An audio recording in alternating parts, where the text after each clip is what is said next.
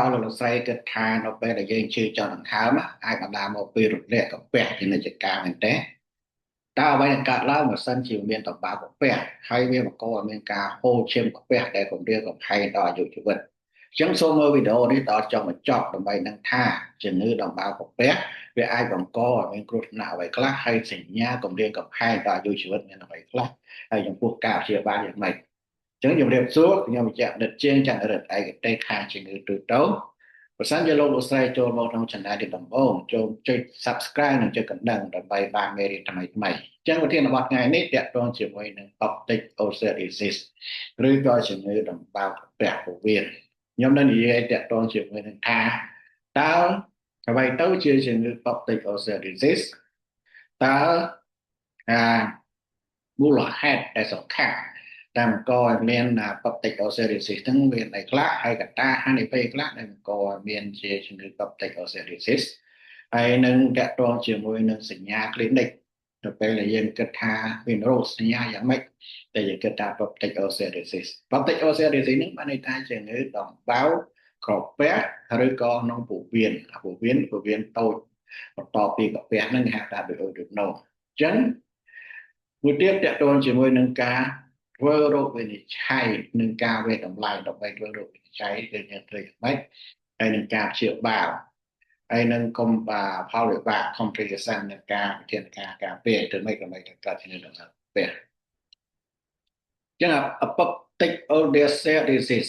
apoptic ulcerosis យើងនិយាយឲ្យស្រួលភាសាខ្មែរបានន័យថាជំងឺដំបៅកាពះផងពោះវៀនផងដំបៅកាពះឬក៏ពោះវៀនជួនកាលវាអាចមានទាំងពីរចឹងវាមានពីរប្រភេទវាមានជា gastric ulcer មានន័យថាដំបៅកាពះឬក៏ duodenal ulcer ឬក៏ដំបៅពោះវៀនផ្នែកពោះវៀនដែលតភ្ជាប់ពីកាពះហ្នឹងគេហៅថា duodenum អញ្ចឹង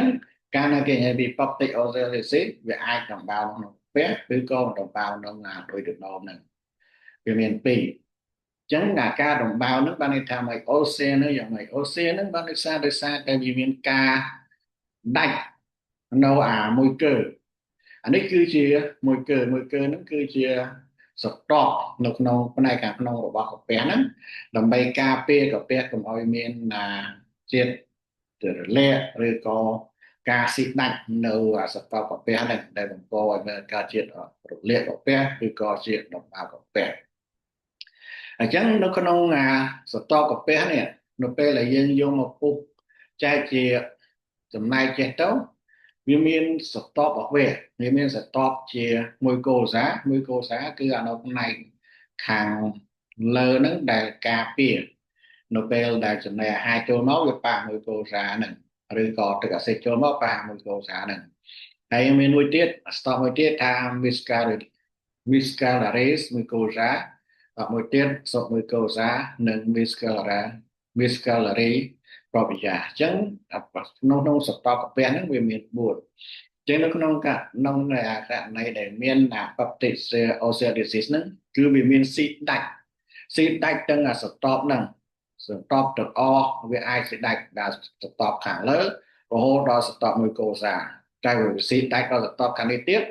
បានន័យថាវាស៊ីដាច់ដល់សតបខាងក្រៅទៀតអញ្ចឹងបានន័យថាវាធ្វើឲ្យធ្លាយឯកាពះហ្នឹងវាធ្លាយហើយយើងនឹងមើលផលវិបាកនៃការជំងឺដំបៅកាពះនេះវាអាចមានអីខ្លះអញ្ចឹងយើងត្រូវយល់ថាកាលណានិយាយពី ulcer ដំបៅគឺវាស៊ីដាច់សតបកាពះហ្នឹងវាមានដំបៅនៅសតបកាពះហ្នឹងឬក៏សតបពោះវៀនហ្នឹងគេហៅថាជា peptic ulcerosis ឬក៏ជំងឺដំបៅកាពះហ្នឹងហើយវាខុសពីរលាកកាពះបានន័យថាវារលាកតែផ្នែកខាងលើនេះទេលើតែផ្នែកមួយកូសាទេវាស៊ីដាច់ដល់សតបផ្សេងទេហើយមូលហេតុញឹកញាប់ដែលបង្កឲ្យមានជាដំបៅកាពះពោះវៀនណាឬក៏ peptic ulcerosis នឹងមានពីរសំខាន់គឺមេរោគកាពះហៅថា H pylori ឬក៏ការប្រើថ្នាំ NSAID ហ្នឹងគឺថ្នាំបំបាត់ការឈឺចាប់ឈឺសន្លាក់ហ្នឹងគេហៅថាជាប្រភេទដូចជាពួកអ៊ីវីប៉ូប៉ែនពួកណាប៉ូសាននេះហ្នឹងតែចំពោះ epidemio វាកើតច្រើន sơ tài việc trán nó lơ bị bộ lục nó hay vì miền là nè để hai để pay để ca cắt được bao gặp bè mà mùi chỉ vật nó cứ về miền hai để pay về nấu tè quốc hay chồng pua đội ơ được nó khăn ô sơ nó cứ về bà này ta là bao nó phổ biến tôi nó cứ về trán chiên là bao nó gặp bè thực tiền vấn tay nó của mình năm trong proi này miền là cầm đặt rồi có ចំនួនអ្នកដែលកើតនៃជំងឺដំបៅក្រពះនោះមានការធ្លាក់ថយចុះច្រើនដោយសារតែយើងបានប្រើថ្នាំដើម្បីសម្លាប់ពពួកមេរោគក្រពះហ្នឹងហើយនឹងការប្រើថ្នាំពពួកអិនសេតហ្នឹងក៏មានការថយចុះហើយនឹងយើងមានថ្នាំការពារដើម្បីកុំឲ្យមានដំបៅក្រពះហ្នឹងនិយាយយើងឃើញថាពេលកន្លងនៃការអ្នកដែលកើតជំងឺដែលដំបៅក្រពះមានការថយចុះយ៉ាងច្រើន chẳng mùa là hạt và ai kế đây là coi miền bắc tịch osteoarthritis này mùa là hạt pi sầm khăn từ đời xa tại mê đô cà phê đây là HP là gì nữa rồi có pra vào bộ non steroid anti-inflammatory drugs từ có vào bộ NSAID này cả vì nó gây nên mùa là hạt sen tiết tai rồi có cả ta để chủng rồi đôi chia này sẽ được pra aspirin aspirin nó cứ pra lên này sẽ được nghe chữ về đâu là bài cà phê còn ở viên là steroid từ việc steroid về đâu nữa chứ cái pra là chia phần trăm cho aspirin lô đô tế việc ra cho pra 80 mg còn tay tụi bây giờ pra lô đô cả đôi coi miền hai này pay này ca cơ cho như là ba bộ vệ đại cái chỗ vào đấy cả bậc ra hay là stress lăng sẽ trao rồi có Zollinger-Ellison syndrome nênដោយសារតែមានពីមាននៅបង្កាដែលវាចេញអរម៉ូនប៉ាប់ស៊ីនដែលបង្កមានការ bao bọc bè rồi còn lại chẳng như đại ta bộ corticosteroid bộ chứng người thành sệt của nó là mình hai được thấy khô để ca chẳng như nó màu của bè này hay ca đại ta bộ ông tim ta lại từ bộ chứng người nó ông tim của lần nó cứ việc một ca hai được thấy khô này ca hồ chiêm của bè này chứng dương khơi tha một hai pi càng lớn sòng cá này một hai sen sẽ bị ảnh miền thành rồi mình đại បាត់តូហ្វីសូសំខាន់ហេតុអីបានជាវាធ្វើឲ្យមានដំណើរកាពះជាងនឹងថានៅសកលកាពះរបស់យើងនេះកាពះវាមានគេហៅថា protective factor វាមានកត្តាដែលការពារកាពះវាអត់ឲ្យស្អីដែលវាដាច់ទេព្រោះអីនឹងដែលកាពះយើងវាចេញអាស៊ីតអញ្ចឹងបើសិនជាអាស៊ីតចេញមកវាស៊ីតដាច់រហូតអញ្ចឹងវាធ្វើឲ្យតាសតកកាពះហ្នឹងវាអត់នៅបាននឹងនោះឯង ចឹងវាត្រូវមាន protective factor ហ្នឹងគឺមានមួយគឺ bicarbonate barrier បានន័យថានៅអាសតកមួយគឺហ្នឹងវាមានពពួក bicarbonate ជាពួក alkaline យ៉ាងហ្នឹងថា acid ពួកបាក់វាអាចបើលុបទៅដែរចឹងយើងត្រូវតែមានពួកbicarbonate ដើម្បីការពារវាមាន prostaglandin វាមានមួយគោសាប្លាផ្លុកគ្រប់គ្រាន់វាមានក៏លំហូរឈាមគ្រប់គ្រាន់ទៅកាន់សតបខាងលើគេហៅមួយគោសាហ្នឹងហើយនឹងនៅពេលដែលមានការដាច់ឬក៏រលាកតិចតួចវានឹងអាចមានមេកានីសមួយដែលធ្វើឲ្យការជួសជុលនិងជាត្រឡប់មកវិញបានលឿនអញ្ចឹងហេតុអីបានជាវាមានដំណើរកាពះដោយសារតែលំនឹងរវាង protective factor និង aggressive factor ហ្នឹងវាខុសវាមានខុសគ្នាបានន័យថាដោយសារតែមានការកើនឡើងនៅ aggressive factor នេះតែធ្វើឲ្យមានprotective factor ដែលកត្តាដែលការពារកាពះហ្នឹងមានការធ្លាក់ចុះចា aggressive factor ហ្នឹងមានអីគេដូចជា gastric acid ការបញ្ចេញអាស៊ីតច្រើនពេកធម្មតាអាស៊ីតឯនឹងបានវាចេញវាត្រូវតែសមាមាត្រគ្នាដើម្បីការពារដើម្បីកុំឲ្យមានការដាច់ឬអាស៊ីតដាច់កាស្ត្រកាពះហ្នឹងអញ្ចឹងក្នុងករណីដែលវាមានការបញ្ចេញអាស៊ីតច្រើនពេកការបញ្ចេញនៅ pepsin ច្រើនពេកឬក៏មេរោគ H pylori ហ្នឹងដែលបកមេរោគហ្នឹងវាបកធ្វើឲ្យមានការរលាកនឹងកាពះហ្នឹងយូរទៅវាកាប់បានជាដំណើរកាពះហើយនឹងការប្រើ NSAID ហ្នឹងវាមានតួនាទីរបស់វាគឺជា prostaglandin inhibition ហើយយើងដឹងថា protective factor របស់វាគឺ prostaglandin prostaglandin ហ្នឹងវាការពារសតបកាពះហើយអញ្ចឹងនៅពេលដែលយើងប្រើពួក NSAID ហ្នឹងវា stop prostaglandin នេះ អញ្ចឹងបានន័យថាវាបាត់ protective factor ហើយអញ្ចឹងវាបង្កើនហានិភ័យនៃ aggressive បានន័យថាវាបង្កើន aggressive factor ច្រើនអញ្ចឹងវាធ្វើឲ្យមានបាត់លំនឹង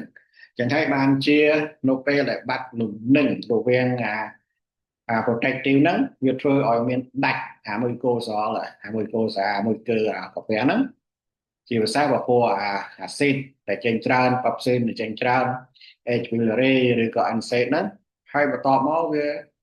ស្ទប់ដាច់មួយគឺវាស៊ីចូលស្ទប់ខាងក្នុងទៀតហើយវាអាចបង្កើតបានជាដំបៅវាអូសេចូលបានន័យថាស៊ីស្ទប់នឹង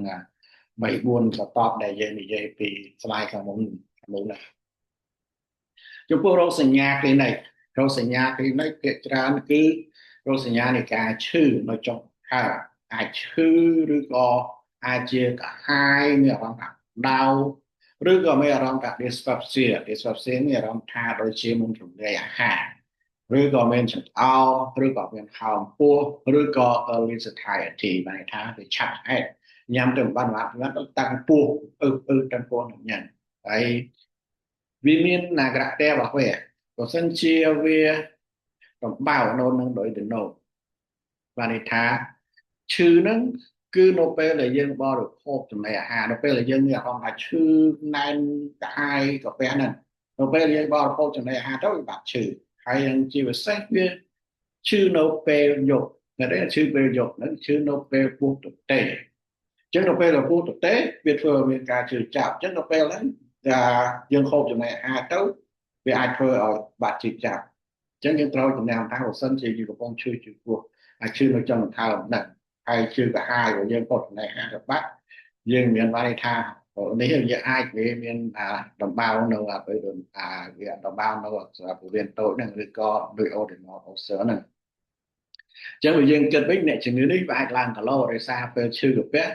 ក៏ហូបចំណីអាហាររហូតអញ្ចឹងចំណីអាហារចូលទៅបាត់ឡើងតែចំពោះអ្នកជំងឺដែលមាន gastric ulcer វិញគាត់ហូបអត់បានទេដល់ពេលហូបចំណីអាហារចូលទៅឈឺមកពោះអញ្ចឹងគាត់អាចសក់គីឡូដោយសារតែគាត់ដាក់ចំណីអាហារទៅឈឺដាក់ចំណីអាហារទៅឈឺអញ្ចឹងលក្ខណៈពិសេសវាអាចខុសគ្នាអញ្ចឹងប៉ុន្តែអ្វីដែលច្បាស់គឺដើម្បីធ្វើរោគវិនិច្ឆ័យថាតើរលាកនៅនឹងកាពះឬក៏រលាកនៅទៅដណ្ដងហ្នឹងយើងនឹងធ្វើថាតើការធ្វើរោគវិនិច្ឆ័យយ៉ាងដូចម្ដេចហើយយើងត្រូវដឹងពីអាឡាមជាសញ្ញាអាសន្នដែលយើងចាំបាច់ត្រូវតែស្រាវជ្រាវរោគតទៀតវាអាចបង្កឲ្យមានគ្រោះថ្នាក់គឺនៅពេលដែលយើងមានសង្ស័យថាវាមានឈឺកាពះហើយមានស្ទក់ទម្ងន់មានក្អួតខ្លាំងមានការហូរឈាមជា bleeding មានការហូរឈាមហើយតែវាអាចจะក្អួតឈាមឬក៏ជុះមកពណ៌ខ្មៅមានជុះអាចជុះមកឈាមមានន័យថាក្នុងសពវាខាងក្រោមទេដែលជុះពណ៌ខ្មៅគឺជាការហូរឈាមកាពះពោះវៀននៅផ្នែកខាងលើហើយធ្វើឲ្យមានការបាត់បង់ឈាមឬក៏បង្បាក់គ្រាប់ឈាមដោយសារតែមានការហូរឈាមតិចជាប្រចាំហើយនឹងពិបាកឬក៏ពិបាកនឹងលេបចំណីអាហារទៅមានពិបាកហើយចំពោះនៅលើម្ចាស់រោគសញ្ញាហ្នឹងនៅតែមានការឈឺរហូតឈឺកាពះរហូតបានសោះអាហ្នឹងជាអាឡាមទៅឈឺដែលយើងត្រូវតែស្រាវជ្រាវបន្តតើវាវិវត្តដល់ដំណាក់កាលណាហើយចំពោះផលវិបាកគឺនៅពេលដែលដំបៅហ្នឹងវាស៊ីដាច់ទៅដល់បាតសរសៃឈាមសតបដែលសរសៃឈាមហ្នឹងគឺសតបសរសៃឈាមនេះនៅពេលដែលវាស៊ីទៅវាដាច់ទៅដល់សតបសរសៃឈាមនេះអញ្ចឹងវាបង្កឲ្យមានការហូរឈាមកាពះហ្នឹងការហូរឈាមកាពះអាចធ្វើឲ្យមានជារោគសញ្ញាហើយមានអួតឈាមឬក៏ជុះមកពណ៌ខ្មៅក្នុងករណីអួតឈាមវាមើលឃើញច្បាស់ហើយប៉ុន្តែករណីដែលជុះមកពណ៌ខ្មៅដែលយើងអាចចាក់អារម្មណ៍អ្នកជំងឺណាបានមើលលាមកថាពណ៌ខ្មៅពណ៌ឬក៏ជួនកាលដល់ទៅយកលាមកនឹងទៅទឹកនៅដើម្បីដឹងថាវាមានឈាមនៅក្នុងលាមកនឹងឬក៏អត់វាឈាមអត់ស្រស់ស្រាយយើងអាចដឹងតែវាឈាមអត់តិចវាបង្កឲ្យមានការបាត់បង់គ្រាប់ឈាមឬក៏វាធ្លាយឬក៏វាស៊ីដាច់ទៅដល់សតបមុខខាងក្រោមទៀតអញ្ចឹងវាធ្វើឲ្យធ្លាយកាពះហើយវាអាចធ្វើឲ្យមានគេហៅថា gastric outlet obstruction គឺដោយសារតែបាទសាច់ដុំខ្ជិបនៅកន្លែងនេះវារួមតូចអញ្ចឹងវាធ្វើឲ្យ ចំណីអាហារដែលមិនអាចឆ្លងចូលទៅក្នុងពីកាពះចូលទៅក្នុងពោះវៀនវិញបានវាអាចធ្វើឲ្យមាននៅពេលដែលមានការធ្លាយអាកាពះហ្នឹងវាចូលទៅដល់អាសរីរាង្គចិត្តហ្នឹងអាចចូលប៉ះពោះវៀនចូលប៉ះលំពេងវាអាចធ្វើឲ្យមាន iron deficiency ការខ្វះគ្រាប់ឈាមដោយការបាត់បង់ជាតិដែកដោយសារតែវាមាន chronic bleeding ដូចជាអ្នកជំងឺដែលមានជាតិដែក bleeding នេះមានតែហូរឈាមតិចតិចតែយើងតែជំងឺអត់កត់សង្កល់យូរទៅអាចធ្វើឲ្យស្អីខ្លាំងដែលបាត់បង់ជាតិដែកហើយក្នុងករណីដែល severe bleeding ហូរឈាមខ្លាំងវាអាចធ្វើឲ្យអ្នកជំងឺអាច instability ដូចជា blood pressure ចុះវាឈាមចុះទីចញាប់ញាប់ហើមញាប់តែទាមទារធ្វើការបញ្ចូលឈាមនិងការជួយសង្គ្រោះជាតិបន្ទាន់អញ្ចឹងការដឹងឲ្យបានលឿនព្យាបាលឲ្យបានត្រឹមត្រូវគឺវាអាចការពារឬការគម្រាមកំហែងដល់អាយុជីវិតដែលផ្ដល់លទ្ធផលល្អនៃការព្យាបាលចំពោះโรคវិនិច្ឆ័យយើងត្រូវតែសាកសួរប្រវត្តិជំងឺហើយតើអ្នកជំងឺនឹងគាត់ថាមានឈឺនៅរយៈពេលប្រហែលមកហើយឈឺខ្លាំងនៅពេលណាឈឺនៅពេលហូបចំណីចូលឬក៏នៅពេលដែលហូបចំណីចូលបាត់ឈឺឬក៏ហូបចំណីចូលឈឺកាន់តែខ្លាំងហើយមានក្អួតចង្អោរមានជួងមកពពកខ្មៅវាមានបាក់អួតឈាមឬក៏វាមានសញ្ញាណាមួយដែលមានគិតទៅដល់ complication អត់ហើយមានការប្រើពពួកណាអង្សេតអត់មានជួបរៃអត់ធ្លាប់ពីមុនមកមានធ្លាប់ ulcer ឬក៏មានចេញជាអាឡាម symptom មួយចំនួនដែលយើងនិយាយពីមុនមានស្រកកឡូមានស្រកកឡូមានសញ្ញាអាឡាម symptom ដែលយើងមើលអួតយ៉ាងវិដេអាមីទីប៉ាស៊ីណាហើយបន្តមកយើងនឹងធ្វើតេស្តសំខាន់ដោយសារតែមូលហេតុដែលបង្កឲ្យពួក peptic ulcerosis មានមេរោគបាក់តេរីមេរោគកាពះហើយនិងអន្សេពួកហ្នឹងអញ្ចឹងយើងត្រូវតែធ្វើតេស្តដើម្បីរកមេរោគកាពះតេស្តដែលអាចបញ្ជាក់ថាមានមេរោគកាពះគឺមានតេស្តតែ3ទេគឺយើងតេស្តឡំមកថា urine test គឺឲ្យអ្នកជំងឺគេមានថ្នាំដើម្បីលេបហើយតមកទៅផ្លុំមើលដើម្បីទៅតេស្តហ្នឹងទី2គឺ stool antigen test យើងយកលម្អទៅពិនិត្យមើលពួក antigen ពួក H pylori ហ្នឹងទី3គឺ biopsy ក្នុងករណីយើងធ្វើ endoscopy យើងច្រាប់សាច់ម្ដុំកាពះមកយកទៅពិនិត្យមើលចំពោះការធ្វើតេស្តឈាមដែលយើងមើល serology ហ្នឹងគឺវាអត់ពិតប្រាកដទេអត់យកជាការទេអញ្ចឹងបើសិនជាយើងចង់ដឹងថាមានមេរោគកាពះឬក៏អត់គឺមានតែតេស្ត3ហ្នឹងទេដែលយើងconfirm ថាជាក់ថាមានមេរោគកាពះកុំយកតេស្តឈាមរបស់អ្នកជំងឺដែលធ្វើតេស្តឈាមយកមកព្យាបាលអ្នកជំងឺយើងត្រូវតែធ្វើយ៉ាងហោចណាស់ធ្វើ stool exam ធ្វើយកមួកទៅពិនិត្យមើលអានឹងសួរគេហើយបើសិនជាយើងអត់មានតេស្តផ្លុំនេះឬតេស្តយើងហោចណាស់ទៅប្រាប់អ្នកជំងឺឲ្យយកមួកទៅពិនិត្យមើលដើម្បីបញ្ជាក់ថាមានមេរោគអត់គុំធ្វើលទ្ធផលតេស្តឈាមដើម្បីយកមកធ្វើការព្យាបាលបើសិនជាអ្នកជំងឺដែលមានអាឡាម symptom ហើយយើងត្រូវតែធ្វើឆ្លុះសុងកាពះពោះវៀនដែរឬក៏ក្នុងករណីដែលយុទ្ធចាស់ឬក៏យើងសង្ស័យវាមាន complication ឬក៏យើងការព្យាបាលហើយឲ្យបានជោគជ័យយើងត្រូវតែសុំមើលពោះវៀនមួយដើម្បីយើងចង់ដឹងថាតើវាវិវត្តដល់ណាហើយអាចជាអារិកឬក៏យ៉ាងណាអញ្ចឹងចំពោះតេស្តដែលបញ្ជាក់ថាមេរោគកាពះមានតេស្តតែ3ទេគឺតេស្តខ្លុំតេស្តលើមួកហើយនឹងការយកផ្សេងច្រាប់ដល់ពេលយើងធ្វើ endoscopy ហើយចំពោះโรគវិនិច្ឆ័យនេះមានជំងឺមួយចំនួនមានចេញរោគសញ្ញាស្តៀងនឹងដំបៅកាពះនឹងដែរប៉ុន្តែវាមានដំបៅកាពះឬក៏ជា peptic ulcerosis ទេតែជា functional dyspepsia ដែលយើងអាចមើលវីដេអូមុនបាន functional dyspepsia ហ្នឹងបានន័យថាគាត់តែមានរោគសញ្ញានៃការឈឺចុកដង្ហើមមានចង្អោរអួតប៉ុន្តែវាមានខូចរចនាសម្ព័ន្ធរបស់កាពះវិញទេវាជាមានអារម្មណ៍ថាគេមិនសួរនៅពោះតឹងពោះឆាប់ស្អែតហើយពោះវាទៀតគឺ GERD នេះគឺរលំកកាពះគេច្រើនរោគសញ្ញាចេញមកជាហាត់មើលបែរថាមានតាហាយនៅក្នុងទ្រូងហ្នឹងហើយមានឬក៏មានជាតិអាស៊ីតដូចជាយើងមានអារម្មណ៍ថាមានក្អែកចេញមកអាស៊ីតជាតិជូរ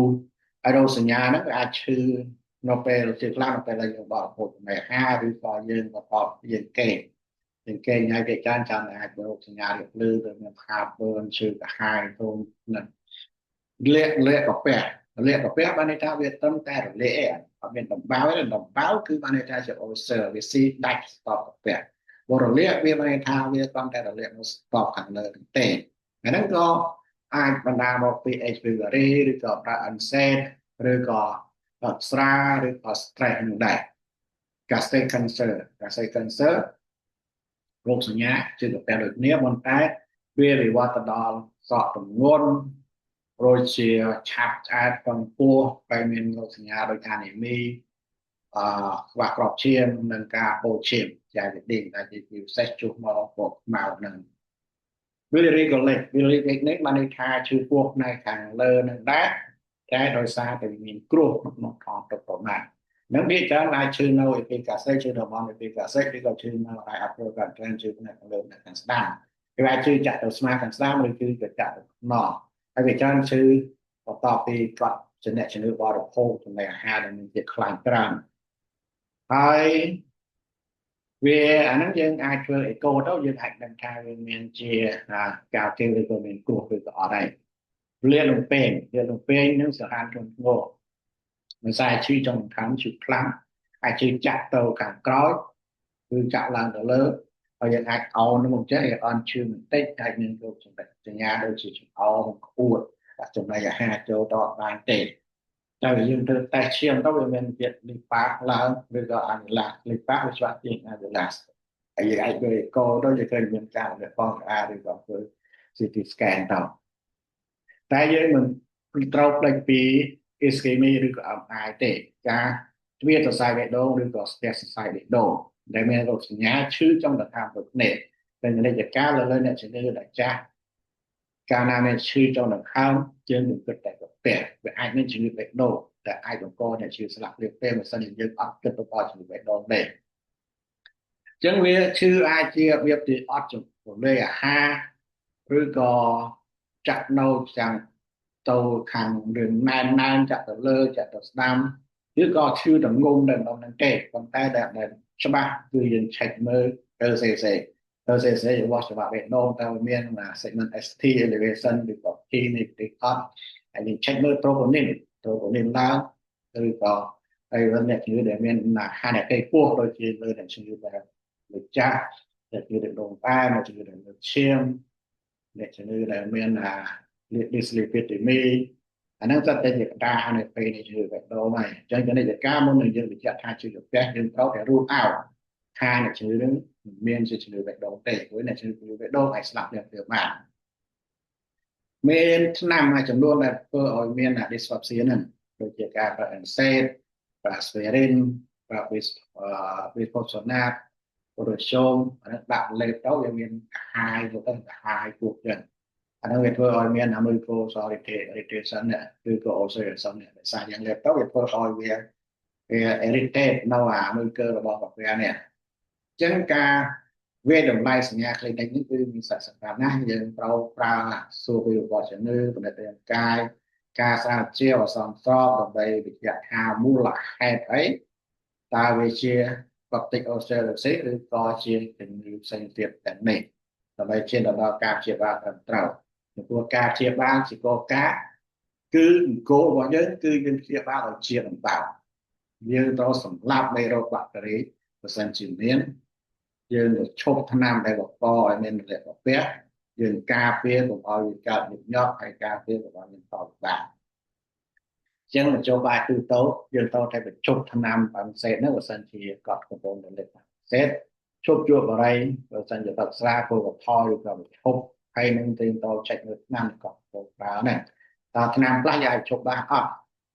មានហានិភ័យនៃការហូរឈាមកាពះឬក៏អត់ចឹងការព្យាបាលឲ្យបានជោគជ័យទាមទារត្រូវតែឆែករមូលហេតុហើយព្យាបាលអូសែនជាដើម្បីបន្ថយហានិភ័យដើម្បីកុំឲ្យវាកើតញឹកញាប់ហើយនឹងផលវិបាកចំពោះការព្យាបាលគឺសំខាន់យើងព្យាបាលឲ្យជាណាហើយនឹងសម្រាប់មេរោគបាក់តេរីអេពីលីឲ្យបាត់ហើយបំបត្តិរោគសញ្ញានិងការពារកុំឲ្យវាមានឡប់ឡើងវិញចឹងបើសិនជាយើងទៅតែទៅមេរោគកាពះឬក៏ស្ទីកហើយពេលយើងប្រើថ្នាំសម្រាប់មេរោគកាពះហ្នឹង ត្រាំសម្រាប់មេរោគកាពះហ្នឹងគឺវាច្រើនដែលយើងប្រើឥឡូវយើងប្រើពណ៌ម៉ូស៊ីសលីនមកផ្លែហ្វូស៊ីនមកជាមួយ PPI បីមកហ្នឹងវាច្រើន resistance ហ្នឹង resistance ក្រាបអញ្ចឹងតាមតែចំណិតដែលល្អគឺប្រើ4មុខបញ្ចូលគ្នានេះ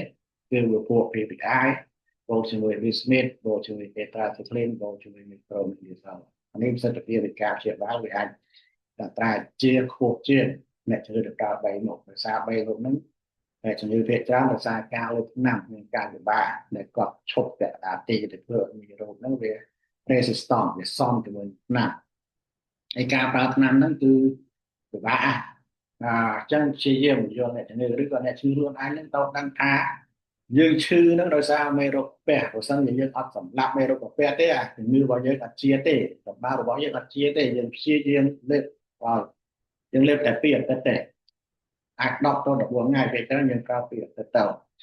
2អាទិត្យនេះយើងទ្រាំតិចទៅដោយសារលេបនឹងវាធ្វើទុកឯថ្នាំទុកឯតែបើសិនយើងលេបវាអត់ជាទេយើងត្រូវដឹងពីផលវិបាកខ្សែអបិចរបស់ថ្នាំហើយយើងអាចប្រើពពុះក្រៅពីហ្នឹងបើសិនជាយើងអាចប្រើ PPI បូកមួយ amoxicillin បូកមួយ clarithromycin បូកមួយ nitronidazole ព្រោះយើងប្រើ3មុខនេះវាច្រើន resistant ទៅបានជោគជ័យទេអញ្ចឹងយើងប្រើ4មុខប្រើ4មុខចូលគ្នាហើយយើងអាចប្រើតើបើសិនជាយើងប្រើវាតាក់ទងជាមួយថាដល់តំបន់ដែលយើងមាន resistant អត់យើងត្រូវផ្លាស់ប្ដូរឬក៏ប្រើថ្នាំទៅតាមsensitivity របស់មេរោគហ្នឹងហើយបើសិនបន្តឡើងដល់ NSAID ជប់ណាប់ NSAID ហ្នឹងយើងប្រើ TPI ដើម្បីការពារព្យាបាលឲ្យវាជាបងហើយនឹងយើង consider COX-2 inhibitor COX-2 ហ្នឹងវាអត់សូវមានside effect ទៅពួក COX-1 ទេអញ្ចឹងបើសិនជាអ្នកជំងឺចាំបាច់ត្រូវប្រើ NSAID យើងអាចប្រើពួកCOX-2 inhibitor COX-2 ហ្នឹងវាអត់សូវមាន side effect ទៅលើកាពះប៉ុន្តែយើងត្រូវប្រូជាមួយ PPI ដើម្បីការពារកុំឲ្យយើងមានកនពាក់ហើយទី3គឺយើងព្យាបាលតាមបំបត្តិរោគសញ្ញាយើងបានថាយើងឲ្យ PPI នេះជាចំណុចទី1ហើយ PPI យើងមានប្រើមួយណាបានដែរomeprazole esomeprazole pantoprazole ហើយអាចប្រើ H2 blocker ជា alternative ទេយើងអាចប្រើពួក famotidine ឬក៏ ranitidine អញ្ចឹងចំពោះរយៈពេលនៃការព្យាបាលយើងត្រូវព្យាបាលសម្រាប់មេរោគនេះយ៉ាងតិចពីអាទិត្យហើយបន្តពីសម្រាប់មេរោគហើយយើងត្រូវបន្តពួក PPI ហ្នឹងជាធម្មតាអាច4ទៅ8អាទិត្យតែជាមធ្យមអាចចន្លោះពី6ទៅ8អាទិត្យចំពោះកាសេតូសឺអញ្ចឹងបើមិនជាកាសេតូសឺបានន័យថាយើងមិនត្រូវប្រឈប់ត្រឹមរយៈពេលបន្តពី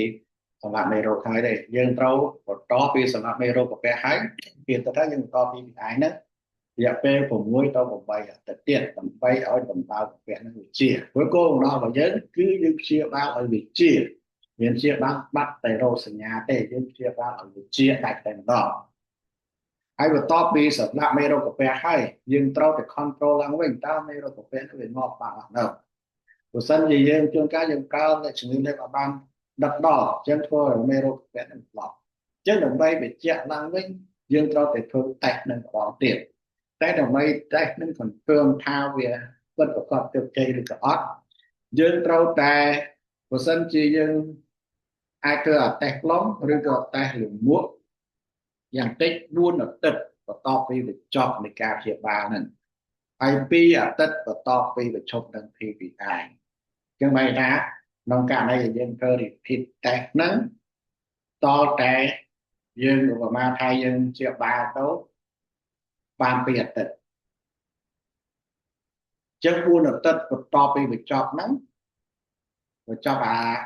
ការព្យាបាលតាមសម្រាប់មេរោគកាពះនេះ4អាទិត្យក្រោយយើង repeat មើលម្ដងទៀតមើលមេរោគកាពះម្ដងទៀតប៉ុន្តែនៅពេល repeat ហ្នឹងដល់តែយើងអត់ប្រើថ្នាំនេះ PPI រយៈពេល2អាទិត្យទៀតអញ្ចឹងបើសិនជាល្អយើងបានន័យថាយើងប្រើដោយសារតែយើងព្យាបាលអានេះដល់4ទៅ6អាទិត្យដល់6ទៅ8អាទិត្យយើងចប់8អាទិត្យហើយបន្តមកយើងទៅជប់2អាទិត្យ2អាទិត្យអត់មានលើថ្នាំអីទេលើ PPI ទេហើយបន្តយើងចាប់ដើម repeat នៅតើមានមេរោគកាពះឬក៏អត់យើងអាចធ្វើស្ទូលទៅ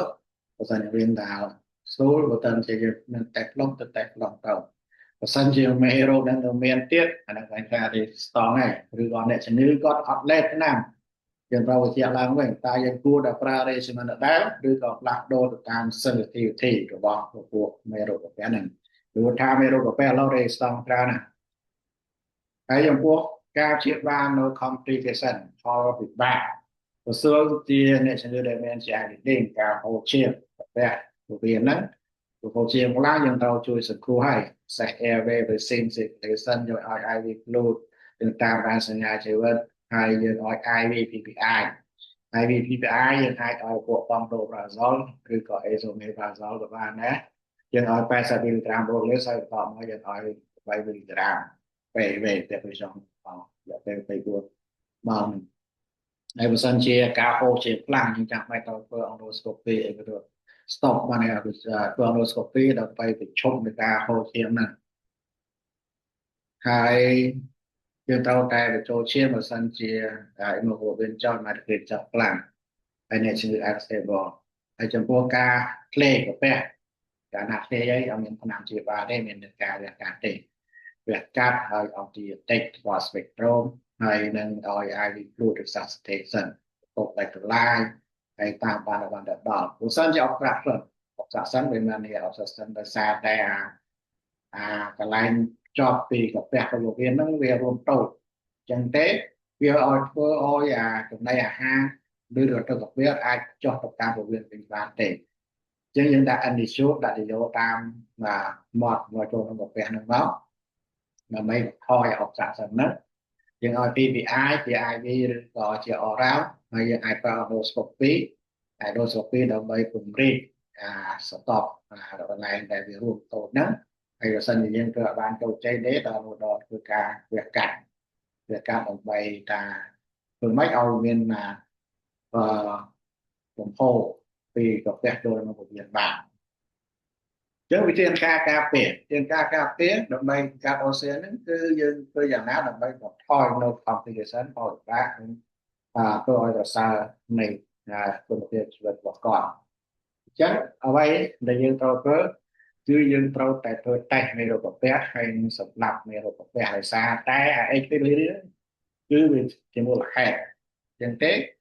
យើងអាចធ្វើតេស្តយកតេស្តលាមកទៅមើលទៅវាងាយស្រួលឬក៏តេស្តប្លុកមិនបាច់ចាំបាច់សងពេកហើយបើសិនជាមានប្រើថ្នាំសម្លាប់មេរោគកាពះហ្នឹងជាវាការប្រើថ្នាំរបស់ NSAID ឲ្យចាំបាច់បើសិនជាចាំបាច់យើងត្រូវប្រើថ្នាំដែលដុសតិចតួចបំផុតហើយប្រើរយៈពេលខ្លីហើយយើងអាចប្រើថ្នាំបំបត្តិការឈឺចាប់ផ្សេងៗទៀតតាមពួក NSAID ហើយយើងត្រូវតែប្រើពួកgastro protection បើសិនជាអ្នកជំងឺដែលមាន high risk ហើយយើងចាំបាច់ប្រការប្រើពួក NSAID ឬយើងឲ្យពួក PPI ការពេទ្យដូចជាលើអ្នកជំងឺដែលអាយុលើពី60ឆ្នាំអ្នកជំងឺដែលមានធ្លាប់អូសេពីមុនឬអ្នកជំងឺដែលធ្លាប់មានការហូរឈាមគឺក៏ប្រើពួកអង់ទីអាឡង់ប្រើស្តេរ៉ុយឬក៏មានការនឹងទីច្រើនអញ្ចឹងនៅពេលហ្នឹងយើងអាចឲ្យពួកណាំPPI ការពារព្រោះចាជក់បរិយត្រូវជក់បរិយព្រោះការបរិយហ្នឹងវាធ្វើឲ្យមានការវិញ្ជាឬក៏ខូចការជារបស់មួយកូរ៉លហ្នឹងកតបប្រភេទនេះចឹងគួរតែបញ្ឈប់ការជប់បរិយហើយត្រូវតែតាមដានវេទតម្លៃឡើងវិញបន្ទាប់ពីការព្យាបាលដើម្បីចេះមើលថាបើសិនជាសម្រាប់មេរោគកាពះហើយគឺវាអស់មេរោគកាពះឬក៏អត់ហើយយើងអាច endoscopy surveillance បើសិនជាយើងសង្ស័យថាអ្នកជំងឺហ្នឹងអាចមានហានិភ័យខ្ពស់ទៅជំងឺហារីកឬក៏អ្នកជំងឺដែលចាស់អាយុលើពី50ទៅ55ឆ្នាំហើយយើងគួរតែ check មើលឡើងវិញបន្ទាប់ពីយើងឲ្យការព្យាបាលហើយដើម្បីបញ្ជាក់ថាឲ្យវាជាដាច់ដើម្បីកុំឲ្យវាវត្តទៅរកហារីកហើយទៅផ្សេងតាមបានបើសិនជាចាំបាច់អញ្ចឹងជា key takeaway បានន័យថាយើងត្រូវតែ aggressive factor ការពារមួយកូរបស់កាពះណាការពារស្តកាពះនេះហើយយើងការវេតម្លៃឲ្យបានត្រឹមត្រូវតាមពេលវេលាដើម្បីការពារជំងឺតំបាកប៉ះឬកាបាកាពះឬក៏ Psoriasis នឹងការពារកុំឲ្យមានផលវិបាកយើងវិធានការពារគឺជាយុទ្ធសាស្ត្រដ៏ល្អដើម្បីបន្ថយនៅការកាត់ញឹកញាប់ថយនៅផលវិបាកនិងជៀសវាងនឹងការព្យាបាលដ៏ invasive ដោយសារវាមានផលវិបាកអញ្ចឹងជា summary មេរោគ ដែលធ្វើមូលហេតុឲ្យមកកមាន toxic ulcerosis ណាគឺភាគច្រើនមកកឡើងដោយសារមេរោគកាពះ H. pylori និងពួក NSAID អញ្ចឹងហើយរោគសញ្ញា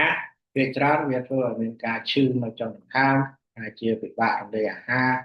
ហើយផលវិបាកដែលជួបញឹកញាប់ជាងគេនឹងការពោលឈាមអញ្ចឹងរោគសញ្ញាហ្នឹងវាប៉ះពាល់ដល់គុណភាពជីវិតហើយផលវិបាកអាចផលវិបាកធ្ងន់ធ្ងរអាចក៏មានផ្នែកដល់អាយុជីវិតនិងករណីនៃការហូរឈាមរោគវិនិច្ឆ័យពឹងផ្អែកទៅលើការធ្វើតេស្តដើម្បីមើលរោគកាពះឬក៏ការសំកាពះប្រតិកម្មបាច់បើសិនជាយើងទៅតេស្ត NAT invasive វិញយើងអាចធ្វើតេស្តដើម្បីបញ្ជាក់នៃរោគកាពះទៅoncology នេះវាប្រើក្នុងករណីដែលអ្នកជំងឺមានអាការស៊ីមតូមទេហើយនឹងសង្ស័យថាវាមានcomplication ឬក៏ការព្យាបាលអត់ជោគជ័យហើយការព្យាបាលមេរោគកាពះការព្យាបាលដោយប្រើ PPI ហើយនឹងការធ្វើមានការប្រែប្រួលនៅ risk factor ហ្នឹងគឺ PPI ហ្នឹងគឺវាអាចធ្វើឲ្យជាកម្ដៅកាពះហើយនឹងផលសញ្ញាការសម្លាប់មេរោគពពួកបាក់តេរីហ្នឹងការពេលកុំឲ្យវាកើតឡើងវិញញឹកញាប់ចំពោះអ្នកជឿដែលប្រើ NSAID ជក់បរិយឬក៏តានពេលទៀតតតែគប់ការដឹងឲ្យបានលឿននៅcomplication ការផលវិបាកហ្នឹងគឺមានសារៈសំខាន់ណាស់ដើម្បីការព្យាបាលឲ្យបានជោគជ័យដូចជាសង្ស័យដល់វងទីដេញមានការធ្លាយឬក៏ obstruction អានឹងការណាយើងដឹងឲ្យបានលឿនយើងព្យាបាលបានពេលវេលាអញ្ចឹង Peptic ulcerosis ហ្នឹងគឺជាជំងឺដែលអាចការពារបានព្យាបាលជាអញ្ចឹងការដែលសំខាន់គឺយើងត្រូវតែរកមួយមូលហេតុឲ្យច្បាស់លាស់ព្យាបាលដើម្បីជាកុំឲ្យឡក់ដើម្បីកុំឲ្យមានវិវត្តទៅមាន complication ឬផលវិបាកចឹងបើសិនជាលោកស្រីមានសំណួរអាចសាកសួរខ្ញុំបានហើយសូមកុំភ្លេចចុច subscribe និងចុចកណ្ដឹងដើម្បីបាន